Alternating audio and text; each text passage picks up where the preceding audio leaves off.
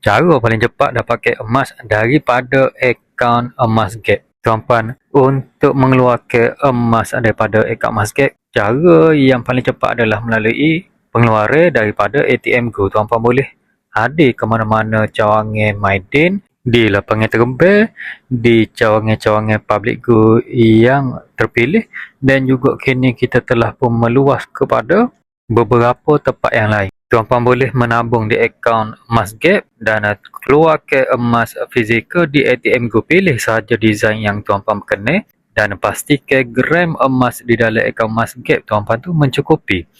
Andai kata tuan-puan nak keluarkan emas 5 gram bunga emas, tuan-puan pastikan di dalam akaun emas Gap tuan-puan tu ada cukup 5 gram ataupun lebih. Item-item yang tersedia di ATM Go adalah bermula daripada 0.25 gram hinggalah kepada 5 gram bunga emas dan juga dinar. Jadi tuan-puan boleh mula menabung di akaun emas Gap dan hadir ke ATM Go untuk mengeluarkan emas fizikal pilihan tuan-puan. Bagi yang ingin mula menabung di akaun emas Gap, tuan-puan boleh like video ni, follow saya, rujuk di profil saya, buat pendaftaran. Selesai pendaftaran, saya akan hubungi untuk bimbingan pendaftaran, ilmu emas dan juga cara-cara beli emas.